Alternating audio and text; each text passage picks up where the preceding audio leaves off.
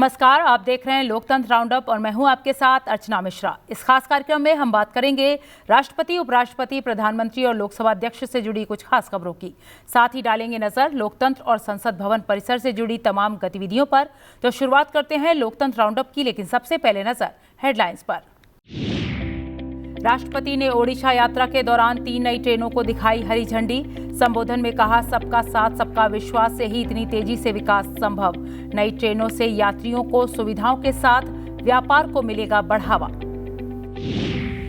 दिल्ली के India gate पर भारतीय नौसेना के G20 थिंक क्विज प्रतियोगिता के इंटरनेशनल फाइनल सत्र का आयोजन। मुख्य अतिथि के तौर पर शामिल हुए उपराष्ट्रपति ने विजेताओं को किया सम्मानित। भारतीय संस्कृति को बढ़ावा देने के साथ साथ G20 साथियों के साथ दोस्ती प्रगाढ़ करना रहा मकसद। प्रधानमंत्री की अध्यक्षता में वर्चुअल G20 शिखर सम्मेलन की बैठक। प्रधानमंत्री ने G20 देशों के सहयोग का जताया भरोसा। ह्यूमन सेंट्रिक अप्रोच को अपनाने पर दिया जोर। संसद भवन परिसर में हिंदी पखवाड़ा 2023 का आयोजन। लोकसभा महासचिव ने किया शुभारंभ। सचिवालय के अधिकारियों और कर्मचारियों ने कविता, वाद विवाद, भाषण प्रतियोगिता में बढ़ चढ़कर हिस्सा लिया। 23 नवंबर को मनाया गया लोकसभा अध्यक्ष ओम बिरला का जन्मदिन। प्रधानमंत्री, गृह मंत्री समेत कई राज्यपालों, केंद्रीय मंत्रियों और कई राजनेताओं ने दी जन्मदिन की शुभकामनाएं। लोकसभा अध्यक्ष ने सभी का जताया आभार। और अब खबरें विस्तार से। राष्ट्रपति द्रौपदी मुर्मू ओडिशा दौरे पर रहीं। इस यात्रा के दौरान राष्ट्रपति ने बादाम पहाड़ रेलवे स्टेशन से 3 नई ट्रेनों को हरी झंडी दिखाकर रवाना किया। कार्यक्रम को संबोधित करते हुए राष्ट्रपति ने कहा कि देश में शिक्षा, स्वास्थ्य, सड़क, रेल सहित हर क्षेत्र का तेजी से विकास हो रहा है और यह तभी संभव है जब सबका साथ और सबका विश्वास हो। राष्ट्रपति ने कहा कि केंद्र सरकार आदिवासियों, खासकर महिलाओं के विकास को लेकर संकल्पबद्ध है, जिसका उदाहरण वे खुद हैं। राष्ट्रपति ने कहा कि नई ट्रेनों के परिचालन होने से न सिर्फ मयूरभंज अंचल झारखंड और पश्चिम बंगाल से सीधे जुड़ेगा, बल्कि व्यापार के नए रास्ते भी खुलेंगे और यात्रियों की सुविधाओं में बढ़ोतरी होगी। कार्यक्रम के दौरान राष्ट्रपति ने नए रायरंगपुर डाक डिवीजन का उद्घाटन किया। साथ ही बादाम पहाड़ रेलवे स्टेशन के पुनर्विकास की आधारशिला भी रखी।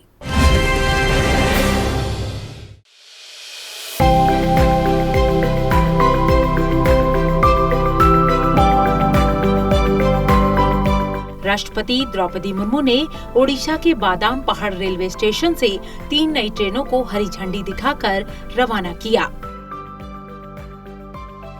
राष्ट्रपति ने आभासी रूप से नए रायरंगपुर डाक डिवीजन का उद्घाटन भी किया। रायरंगपुर डाक डिवीजन का स्मारक विशेष कवर जारी किया गया और इस अवसर पर बादाम पहाड़ रेलवे स्टेशन के पुनर्विकास की आधारशिला भी रखी। कार्यक्रम को संबोधित करते हुए राष्ट्रपति ने कहा कि किसी भी क्षेत्र का विकास उस क्षेत्र की कनेक्टिविटी पर निर्भर करता है। चाहे रेल हो, सड़क हो या डाक सेवाएं हो, ये सभी सेवाएं लोगों के जीवन को सुगम बनाती हैं। राष्ट्रपति ने कहा कि शुरू की गई 3 ट्रेनें स्थानीय लोगों को झारखंड और पश्चिम बंगाल जैसे पड़ोसी राज्यों की यात्रा करने में मदद करेंगी। उन्होंने कहा कि ओडिशा के औद्योगिक शहर राउरकेला जाने में भी लोगों को आसानी होगी। रायरंगपुर के नए डाक डिवीजन का उद्घाटन इस क्षेत्र के लिए महत्वपूर्ण है। राष्ट्रपति ने भरोसा जताया कि इस क्षेत्र के लोगों को अब डाक सेवाओं का लाभ आसानी से मिल सकेगा। राष्ट्रपति ने कहा कि भारत सरकार जनजातीय समुदायों के विकास के लिए कई कदम उठा रही है, क्योंकि जनजातीय लोगों के विकास के बिना समावेशी विकास अधूरा है। इसीलिए सरकार जनजातीय समुदायों के विकास को प्राथमिकता दे रही है। उन्होंने जनजातीय युवाओं से सरकार की योजनाओं का लाभ उठाने का आग्रह किया। साथ ही इस बात पर जोर दिया कि आत्म विकास के लिए व्यक्ति का प्रयास भी जरूरी है। राष्ट्रपति ने कहा कि प्रधानमंत्री ने जनजातीय गौरव दिवस के मौके पर PVGT योजना की शुरुआत की, जो कि जनजातीय भाई बहनों की प्रगति की दिशा में एक महत्वपूर्ण कदम है।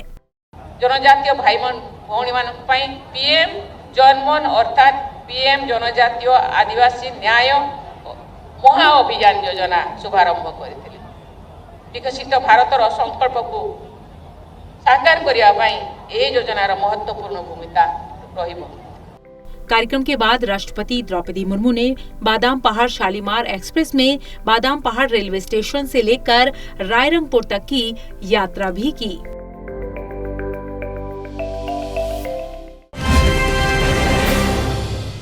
बढ़ते हैं अगली खबर की ओर। उपराष्ट्रपति जगदीप धनखड़ ने गुजरात के गांधीनगर का एक दिन का दौरा किया। इस दौरान उपराष्ट्रपति ने ICAI द्वारा आयोजित वैश्विक पेशेवर लेखाकार सम्मेलन का उद्घाटन किया। उपराष्ट्रपति ने यात्रा के दौरान गांधीनगर में भारतीय सनदी लेखाकार संस्थान द्वारा आयोजित वैश्विक पेशेवर लेखाकार सम्मेलन के उद्घाटन सत्र को संबोधित किया। In September 2022, we had the great distinction of becoming the fifth largest global economy, overtaking our erstwhile colonial rulers UK and France. But what is more important and which this audience can appreciate is just a decade ago, we were fragile five. India was counted amongst fragile five nations, a burden to the global economy. And look at where we have come. We have traversed this distance. The words of the IMF president resonate in my ears. I have had the occasion to meet her on 3 occasions in Phnom Penh, Qatar, and G20. India, according to IMF, is a hot favorite destination of investment and opportunity. बढ़ते हैं आगे। भारतीय नौसेना के G20 think quiz प्रतियोगिता का international final 23 नवंबर को दिल्ली के इंडिया गेट पर आयोजित किया गया। समापन समारोह में उपराष्ट्रपति जगदीप धनखड़ ने मुख्य अतिथि के तौर पर शिरकत की। बता दें कि G20 थिंक के इंटरनेशनल कैटेगरी में कुल 23 इंटरनेशनल टीमों ने हिस्सा लिया।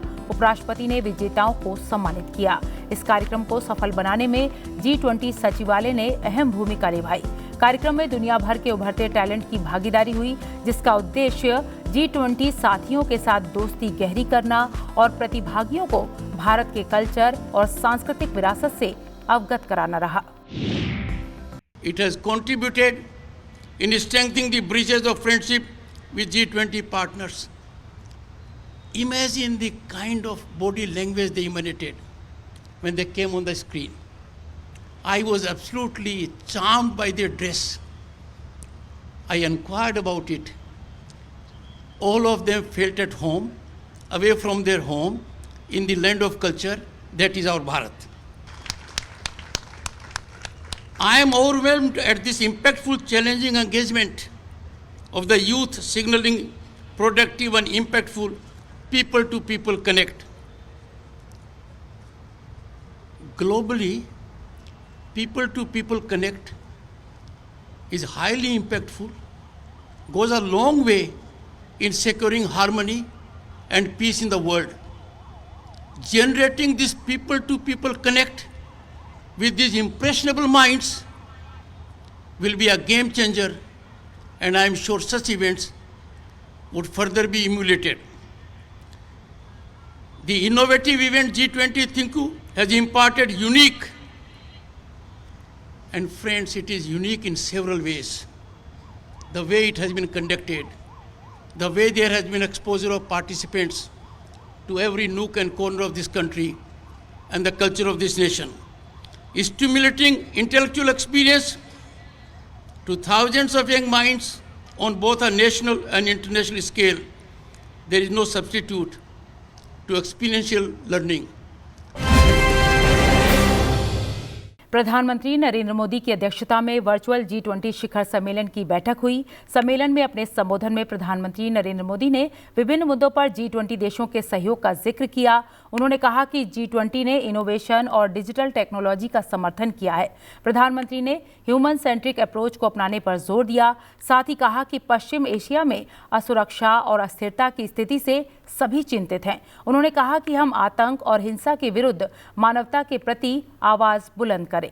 बता दें कि दिल्ली में 10 सितंबर को G20 शिखर सम्मेलन के समापन सत्र के दौरान प्रधानमंत्री ने घोषणा की थी कि भारत G20 अध्यक्षता के समापन से पहले G20 नेताओं के वर्चुअल शिखर सम्मेलन का आयोजन करेगा। G20 ने पूरे विश्व को इंक्लूसिविटी का जो ये संदेश दिया है वो अभूतपूर्व है। भारत के लिए गर्व की बात है कि उसकी प्रेसिडेंसी में अफ्रीका को आवाज मिली है। इस एक साल में पूरी दुनिया ने G20 में ग्लोबल साउथ की गूंज भी सुनी है। पिछले हफ्ते voice of global south summit में करीब करीब 130 देशों ने नई दिल्ली G20 समिट में लिए गए फैसलों की मन से सराहना की है। G20 ने इनोवेशन और डिजिटल टेक्नोलॉजी का समर्थन करते हुए ह्यूमन सेंट्रिक अप्रोच को अपनाने पर बल दिया है। G20 ने मल्टीलेटरलिज्म में फिर से विश्वास बढ़ाया है। हमने मिलकर मल्टीलेटरल डेवलपमेंट बैंक्स और ग्लोबल गवर्नेंस रिफॉर्म को दिशा दी है। राष्ट्रपति द्रौपदी मुर्मू ने ओडिशा के संबलपुर में ब्रह्म कुमारियों के एक शिक्षा अभियान नए भारत के लिए नई शिक्षा का शुभारंभ किया। इस मौके पर राष्ट्रपति ने कहा कि शिक्षा ने हमेशा समाज निर्माण में महत्वपूर्ण और परिवर्तनकारी भूमिका निभाई है। उन्होंने कहा कि सेवा, समानता और सहानुभूति जैसे नैतिक और मानवीय मूल्य हमारी संस्कृति की नींव है। युवाओं को इन महान आदर्शों से परिचित होना चाहिए। राष्ट्रपति ने कहा कि बेहतर समाज बनाने के लिए उन्हें अपने बुजुर्ग माता पिता और समाज के वंचित वर्ग के लोगों की देखभाल करनी चाहिए। राष्ट्रपति ने कहा कि शिक्षा के माध्यम से बच्चों के मन में इन मूल्यों के प्रति सकारात्मक दृष्टिकोण जागृत करना चाहिए। राष्ट्रपति द्रौपदी मुर्मू ने ओडिशा के संबलपुर में ब्रह्म कुमारियों के लिए शिक्षा अभियान नए भारत के लिए नई शिक्षा का शुभारंभ किया। कार्यक्रम को संबोधित करते हुए राष्ट्रपति ने कहा कि इस अभियान की परिकल्पना मूल्यों को विकसित करने और बेहतर समाज के लिए छात्रों की चेतना के उत्थान के उद्देश्य से की गई है।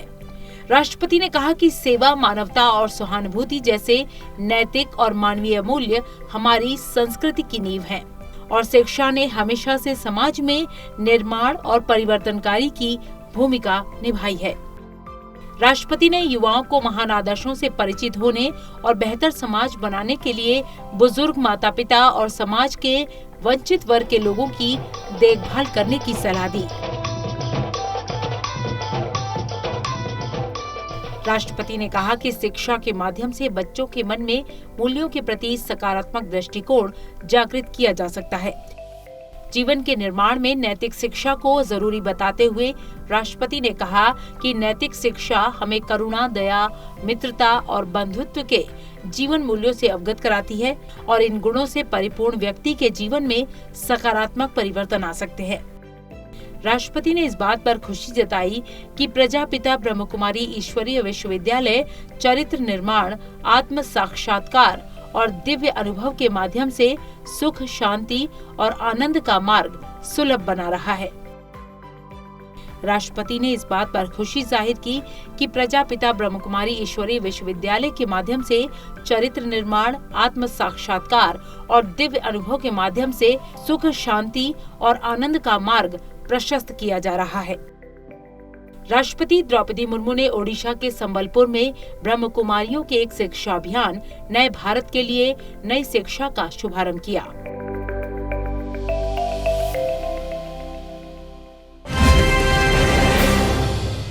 बढ़ते आगे, उपराष्ट्रपति ने दिल्ली में शांतिगिरी आश्रम के रजत जयंती समारोह का उद्घाटन किया। इस मौके पर उपराष्ट्रपति ने मानवता की सेवा को समर्पित आश्रम के योगदान की सराहना की। कार्यक्रम को संबोधित करते हुए उपराष्ट्रपति ने कहा कि देश लगातार तरक्की की राह पर अग्रसर है और G20 के दौरान दुनिया ने भारत की बढ़ती ताकत को देखा। उपराष्ट्रपति ने कहा कि देश में ऐसी मानसिकता की जरूरत है जो हमारी सभ्यतागत लोकाचार को प्रतिबिंबित करे। उपराष्ट्रपति ने आयुर्वेद के कौशल विकास को बढ़ावा देने के लिए शांतिगिरी आश्रम के प्रयासों की सराहना की। साथ ही गुरु शिष्य परंपरा के महत्व पर जोर देते हुए प्राकृतिक संसाधनों के दुरुपयोग पर सचेत भी किया।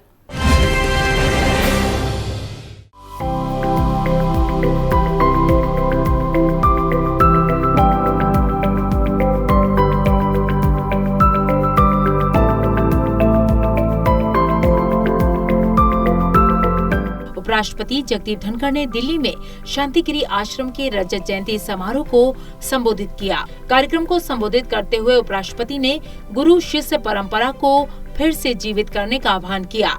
देश में एक ऐसे विचार को बढ़ावा देने की जरूरत पर जोर दिया जो कि हमारी सभ्यतागत लोकाचार को दिखाती है। उपराष्ट्रपति ने हमारी संस्कृति को हमारा आधार मानकर सभी लोगों से भारत के प्राचीन ज्ञान और उपलब्धियों पर गर्व करने को कहा। उपराष्ट्रपति ने कहा कि हमें किसी भी व्यक्ति को आर्थिक रूप से सक्षम करने के साथ ही उनके दिमाग और क्षमताओं को भी सुदृढ़ करना चाहिए।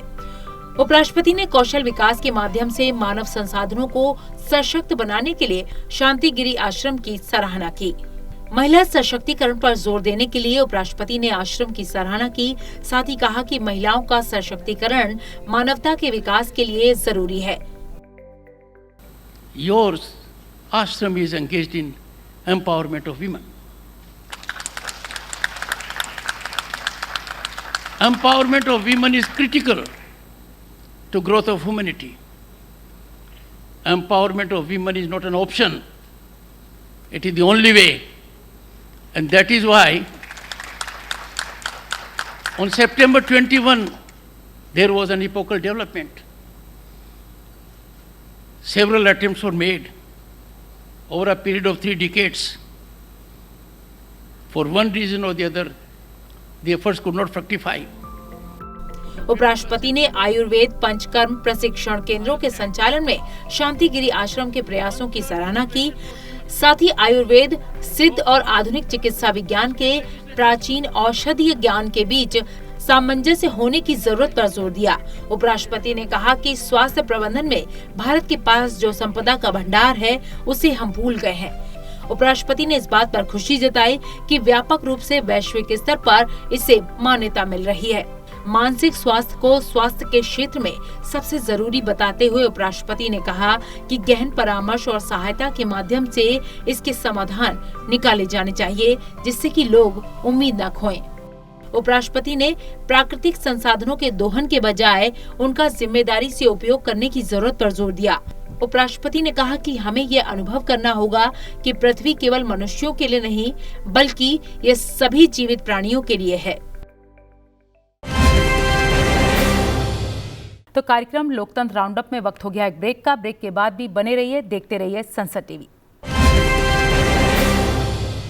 ब्रेक के बाद एक बार फिर आपका स्वागत है। बढ़ते हैं अगली खबर की ओर। राष्ट्रपति द्रौपदी मुर्मू ने आंध्र प्रदेश के पुट्टपर्थी में Shri Sathya Sai institute of higher learning के 42वें दीक्षांत समारोह में शिरकत की। इस मौके पर राष्ट्रपति ने कहा कि आध्यात्मिकता विश्व समुदाय को भारत की अमूल्य भेंट है। हमारे देश में समय समय पर महान आध्यात्मिक विभूतियों ने सदाचार, करुणा और परोपकार का संदेश दिया है।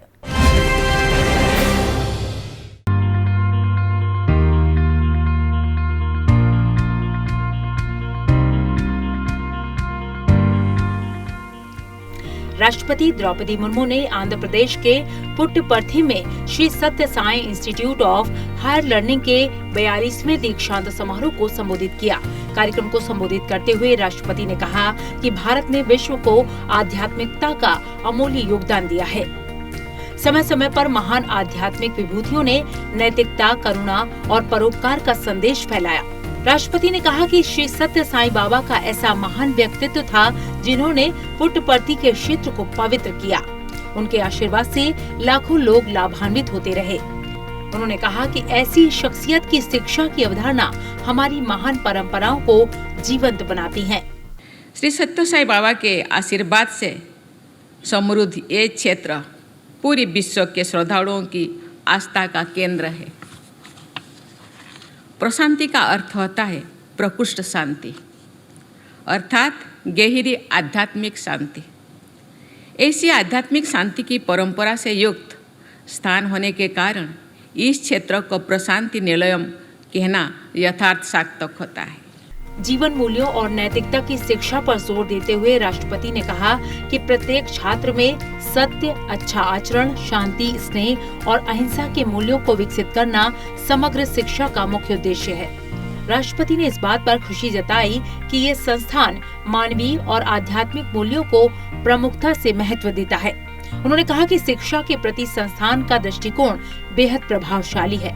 शिक्षा के स्थान पर ज्ञान की गहरी समझ की अवधारणा बहुत ही सार्थक है और उपयोगी भी है। राष्ट्रपति द्रौपदी मुर्मू ने ओडिशा में वीर सुरेंद्र साई प्रौद्योगिकी विश्वविद्यालय बुर्ला के 15वें वार्षिक दीक्षांत समारोह में शिरकत की। इस मौके पर राष्ट्रपति ने कहा कि हमारे देश का विकास युवाओं के योगदान पर निर्भर करता है। उन्होंने कहा कि इस विश्वविद्यालय से स्नातक करने वाले छात्र नवीनतम तकनीकी का उपयोग करके सड़कों, भवनों, बांधों और कारखानों के निर्माण के लिए जिम्मेदार होंगे। इंजीनियर के रूप में वे प्रगति के वास्तुकार होंगे। उन्होंने कहा कि तेज प्रगति कर रही दुनिया में इस संस्थान में उन्होंने जो कौशल और ज्ञान हासिल किया है वह आधार बनने जा रहा है, जिस पर उनके भविष्य के साथ साथ राष्ट्र का भविष्य भी निर्मित होगा। ओडिशा यात्रा के दौरान राष्ट्रपति द्रौपदी मुर्मू ने संबलपुर के बुर्ला में वीर सुरेंद्र साई प्रौद्योगिकी विश्वविद्यालय के 15वें वार्षिक दीक्षांत समारोह में शिरकत की। कार्यक्रम को संबोधित करते हुए राष्ट्रपति ने कहा कि हमारे देश का विकास युवाओं के योगदान पर निर्भर करता है। विश्वविद्यालय से स्नातक करने वाले छात्र नवीनतम तकनीकी का उपयोग करते हुए सड़कों, इमारतों, बांधों और कारखानों के निर्माण में भागीदार बनेंगे। राष्ट्रपति ने इस बात पर खुशी जताई कि वीर सुरेंद्र साई प्रौद्योगिकी विश्वविद्यालय के छात्रों द्वारा विकसित एक विशेष उपग्रह प्रक्षेपण यान प्रायोगिक आधार पर सफल रहा, जिसकी इसरो के द्वारा सराहना की गई। इस सफलता के बाद आगे के शोध के लिए विश्वविद्यालय और इसरो के बीच एक समझौता ज्ञापन पर हस्ताक्षर भी किए गए। राष्ट्रपति ने विश्वविद्यालय के छात्रों और स्टाफ की सराहना करते हुए कहा कि विश्वविद्यालय के परिसर में नवाचार केंद्र स्थापित किया गया है, जो शोध के लिए मददगार होगा। राष्ट्रपति ने कहा कि 2047 के भारत के विकसित भारत के लक्ष्य को प्राप्त करने में प्रौद्योगिकी एक माध्यम है जो विकास की गति में तेजी लाता है। इसीलिए भारत को विकसित राष्ट्र बनाने में प्रौद्योगिकी विशेषज्ञ और इंजीनियरों की महत्वपूर्ण भूमिका है। उपराष्ट्रपति जगदीप धनखड़ ने उपराष्ट्रपति निवास पर फिक्की महिला संगठन जम्मू कश्मीर और लद्दाख के सदस्यों के साथ मुलाकात की।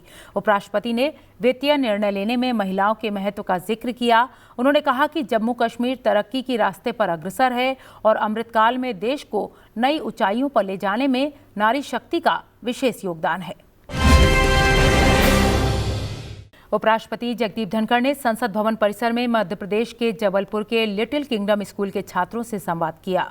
उपराष्ट्रपति ने कहा कि भारत जिस गति के साथ आगे बढ़ रहा है, ऐसा पहले कभी नहीं हुआ था। एक समय था जब हमें दुनिया की 5 सबसे कमजोर अर्थव्यवस्थाओं में गिना जाता था और आज हम दुनिया की 5वीं सबसे मजबूत अर्थव्यवस्था बन चुके हैं। उपराष्ट्रपति ने भरोसा जताया कि जल्द ही भारत दुनिया की 3री सबसे बड़ी अर्थव्यवस्था बनेगा, जिसमें युवाओं की विशेष भूमिका होगी। उपराष्ट्रपति से मुलाकात के दौरान छात्रों ने अपने अपने अनुभव साझा किए। 23 नवंबर को लोकसभा अध्यक्ष ओम बिरला को जन्मदिन की शुभकामनाएं दी गईं। उपराष्ट्रपति जगदीप धनखड़ ने फोन पर लोकसभा अध्यक्ष ओम बिरला को बधाई दी। प्रधानमंत्री नरेंद्र मोदी ने लोकसभा अध्यक्ष ओम बिरला को उनके जन्मदिन पर बधाई देते हुए संसदीय लोकतंत्र को और मजबूत करने में उनके प्रयासों की सराहना की। प्रधानमंत्री ने अपने संदेश में कहा कि लोकसभा के पीठासीन अधिकारी के रूप में उन्होंने हमेशा यह सुनिश्चित करने पर ध्यान केंद्रित किया कि युवा सांसदों और महिला सांसदों को बोलने और संसदीय विमर्श की परिपाटी को समृद्ध करने का अवसर मिले। यह वर्ष उनके लिए अच्छा स्वास्थ्य, खुशी और उनके सभी प्रयासों में निरंतर सफलता लाए। केंद्रीय गृह मंत्री अमित शाह समेत केंद्र सरकार के कई मंत्रियों, विभिन्न राज्यों के राज्यपालों, मुख्यमंत्रियों ने फोन पर लोकसभा अध्यक्ष ओम बिरला को जन्मदिन की बधाई दी, शुभकामनाएं दी। बता दें कि लोकसभा अध्यक्ष ओम बिरला लोकसभा के 17वें और वर्तमान अध्यक्ष हैं। वो संसद में राजस्थान के कोटा बूंदी निर्वाचन क्षेत्र का प्रतिनिधित्व करते हैं। उनका जन्म 23 नवंबर 1962 में हुआ था। बढ़ते आगे, लोकसभा महासचिव उत्पल कुमार सिंह ने संसद भवन परिसर में हिंदी पखवाड़ा 2023 का शुभारंभ किया। लोकसभा सचिवालय के अधिकारियों और कर्मचारियों ने प्रतियोगिता में हिस्सा लिया। आयोजित की गई प्रतियोगिताओं में कविता, वाद विवाद, भाषण को शामिल किया गया। कार्यक्रम का मकसद हिंदी भाषा के महत्व को बढ़ावा देना रहा।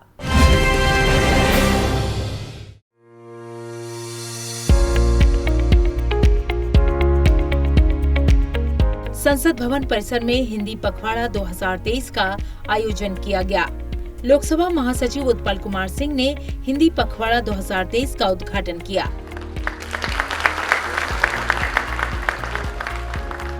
कार्यक्रम को संबोधित करते हुए लोकसभा महासचिव उत्पल कुमार सिंह ने हिंदी पखवाड़े में आयोजित की गई कई प्रतियोगिताओं में भाग लेने वाले अधिकारियों और कर्मचारियों के उत्साह की सराहना की।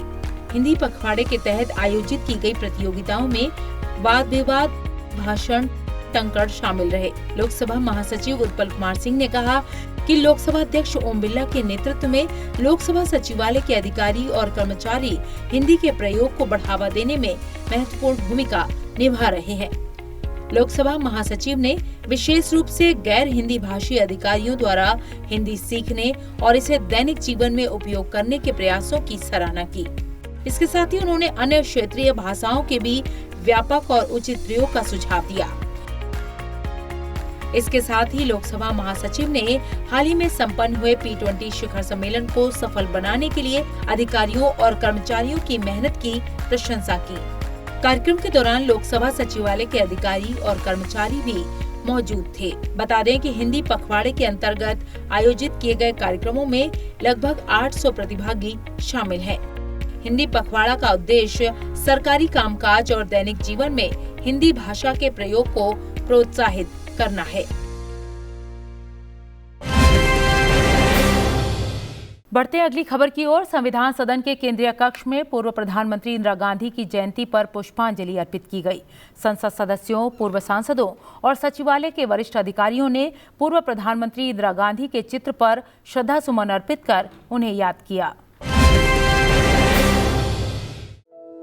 संविधान सदन के केंद्रीय कक्ष में पूर्व प्रधानमंत्री इंदिरा गांधी को पुष्पांजलि अर्पित की गई।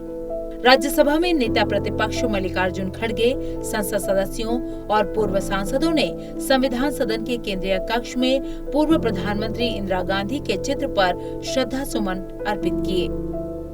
इस मौके पर लोकसभा के महासचिव उत्पल कुमार सिंह और अन्य अधिकारी भी मौजूद रहे। बता दें कि पूर्व प्रधानमंत्री इंदिरा गांधी के चित्र का अनावरण 19 नवंबर 1987 को संविधान सदन के केंद्रीय कक्ष में भारत के तत्कालीन राष्ट्रपति आर वेंकट रमन द्वारा किया गया था। लोकतंत्र में संसदीय समितियों का अहम स्थान है। समय समय पर इन संसदीय समितियों की बैठक होती है। विभिन्न मुद्दों पर चर्चा के बाद ये समितियां अपनी रिपोर्ट सभा के समक्ष रखती हैं। तो आइए जान लेते हैं इस सप्ताह लोकसभा में किन किन संसदीय समितियों की बैठक हुई। लोकसभा में संसदीय समितियों की बैठकों पर नजर डालें तो 17 नवंबर को सरकारी आश्वासनों संबंधी समिति की बैठक हुई। 20 नवंबर को लोक लेखा समिति की बैठक संपन्न हुई। 21 नवंबर को भी लोक लेखा समिति की बैठक संपन्न हुई। 22 नवंबर को ऊर्जा समिति की बैठक हुई। 23 नवंबर को अधीनस्थ विधान संबंधी समिति की बैठक संपन्न हुई। तो कार्यक्रम लोकतंत्र राउंडअप में इतना ही, लेकिन जाने से पहले एक जरूरी बात, आप इस कार्यक्रम को संसद टीवी के YouTube चैनल पर भी देख सकते हैं। हमें आपके फीडबैक का इंतजार रहेगा। अगले हफ्ते फिर मिलेंगे लोकतंत्र और संसद से जुड़ी अहम खबरों के साथ। तब तक के लिए मुझे दीजिए इजाजत। नमस्कार।